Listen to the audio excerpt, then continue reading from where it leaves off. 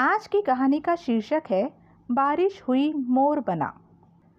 गेंद्रू आसाम की गारो जनजाति का मुखिया था। वह सबसे धनी था। जनजाति के लोग उसे बहुत मानते थे। उसकी सलाह से ही काम करते थे। गेंद्रू के एक ही लड़की थी, जयमाला। जितनी सुंदर उतनी ही गुणी। नृत्य में तो उससे कोई मुकाबला ही नहीं कर सकता था।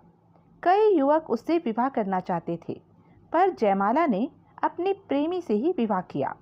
दोनों नृत्य के मुकाबले में मिले थे और तभी विवाह करने का निश्चय किया। गारो जनजाति की रीति अनुसार लड़की ही माता पिता के परिवार का वारिस होती है और विवाह के बाद लड़की का पति लड़की के घर आकर उसके परिवार के साथ रहता है। जयमाला का पति भी जयमाला के घर में आकर रहने लगा। माता पिता अब बूढ़े होने लगे थे।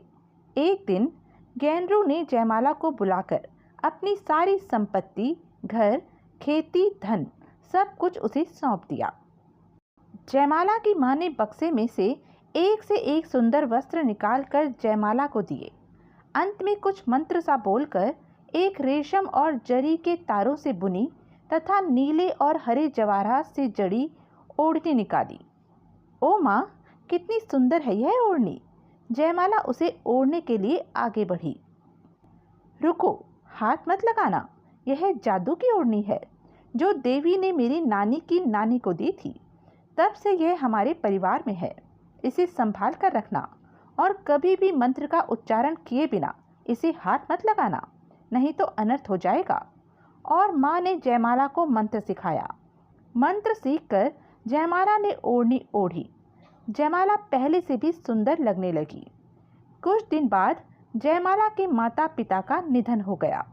जयमाला उदास हो गई। उसका पति उसे खुश रखने का प्रयत्न करता, हर समय उसके साथ रहता। दोनों मिलकर हर कार्य करते। वह गांव के मेलों, उत्सवों में जयमाला को लेकर जाता और उसका मन बहलाता।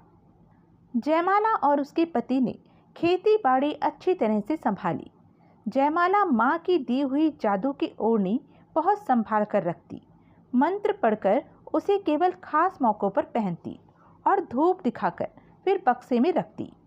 उस वर्ष सावन और भादों में मूसलाधार वर्षा हुई। कई दिन तक लगातार वर्षा होती रही। एक दिन अच्छी धूप निकली। जयमाला ने घर के कपड़े धूप में सुखाने के लिए डाले। उसमें उसने अपनी बहुमूल्य जादू की ओढ़नी भी धूप में डाली। क्यों ना आज मछली ले आऊं? बहुत दिन हुई मछली खाए, सोचकर जयमाला टोकरी और जाल लेकर झींगा मछली पकड़ने नदी पर गई। जाने से पहले उसने पति को बताया, चाहे कितनी भी गीली हो जाए ओढ़नी को हाथ मत लगाना। पर यह बताना भूल गई कि वह ओढ़नी जादू की है। ना ही उसने पति को आवश्यक मंत्र सिखाया। उसने सोचा, कड़ी धूप है, वह जल्दी से थोड़ी सी मछलियाँ लेकर लौट आएगी और ओढ़नी तथा अन्य कपड़े उठा लेगी। अभी जयमाला ने कुछ ही मछलियाँ पकड़ी थी कि देखते देखते आकाश काले बादलों से ढक गया। बादल की गड़गड़ाहट और बिजली की कड़कड़ाहट में पानी बरसने लगा। जयमाला के पति ने देखा कपड़े गीले हो रहे हैं। उसने जयमाला को आवाज़ें दी, पर बादलों और बिजलियों के शोर में जयमाला को कैसे सुनाई देता। इधर जयमाला जल्दी जल्दी वापस आ रही थी, परंतु इससे पहले कि वह पहुंचती, जयमाला के पति ने सोचा कि इतनी सुंदर ओढ़नी जो जयमाला को बहुत प्यारी है, भीग रही है, खराब हो जाएगी। उसने उसे उठाने के लिए जैसे ही हाथ लगाया, ओढ़नी उसके बदन से चिपक गई। आहिस्ते आहिस्ते उसका शरीर बदलने लगा। अब उसका शरीर पक्षी के शरीर में बदलने लगा। उसके रंग बिरंगे पंख निकलने लगे थे। जयमाला वहां पहुंची। पति के शरीर को पक्षी के शरीर में बदलते देख वह रोने लगी। अपने दुख में वह मंत्र बोलना भूल गई। उसने पति के शरीर से लिपटी ओढ़नी खींचनी चाही।